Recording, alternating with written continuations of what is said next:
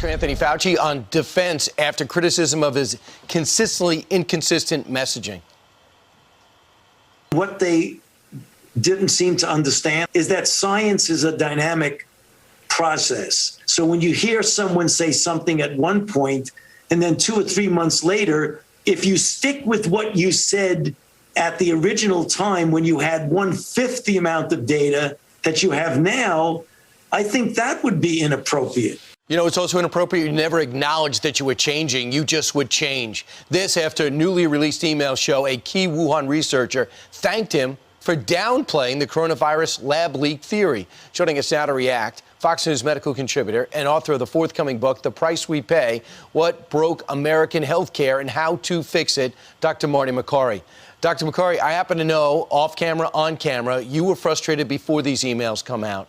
What did this expose to a medical expert like you? Well, I think what we noticed in these emails, Brian, is that there's an absence of any real sense of urgency or sounding the alarm in February and even early March. And what you saw publicly was also what he was thinking privately, and that is that by early March, just days before the shutdown, his strongest warning was simply to tell old people not to take cruises.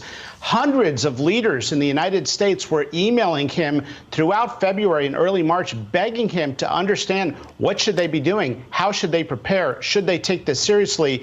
Absent was any real sounding the alarm, when many of us are around there saying, hey, a little help from Dr. Fauci would be appreciated right now as we're trying to prepare the country. Which is kind of interesting, too, on this whole mask debate.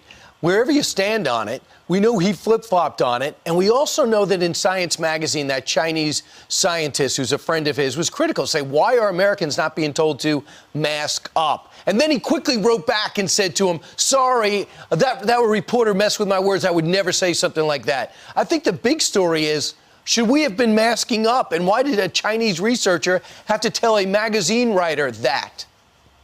Yeah, there's sort of this hyper-polite tiptoeing around each other's feelings around this issue of masking, where doctors in Asia were warning American doctors and warning Dr. Fauci clearly in these emails to please take masks seriously. Look, he should have known. This was his responsibility. SARS-CoV-2 spreads just like SARS-CoV-1 or SARS. They're airborne aerosolized virus. Clearly, those warnings were there. We didn't get those until late April. You also say he's a bureaucrat.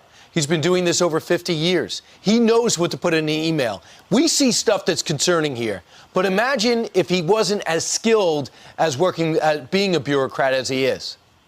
Dr. Fauci's been in government for 53 years, and one of the rules is anything you put in email is public information. He was clearly very careful. If the most scathing emails we have are from Peter Daszak to him, then we know Dr. Fauci is being very careful. I see the absence of Dr. Fauci sounding the alarm, sending warnings to leaders in American businesses in February and early March, and also the failure to recognize that they needed to pivot the $40 billion in taxpayer funding that goes to the NIH. They needed to pivot that quickly to COVID. That really was not done until later in the year. Dr. Makary, is he the best we have? Well, I think if you look at his track record, it's a disappointing track record. His primary responsibility is to warn us of a pandemic and then tell us how to manage it. Both those pieces of information were in a vacuum. We didn't get that guidance. And if you look at what happened in the Wuhan lab, he's been oddly quiet about the entire issue until very, very recently. All right, Dr. Marty Makary, thanks so much. Thanks, Brian.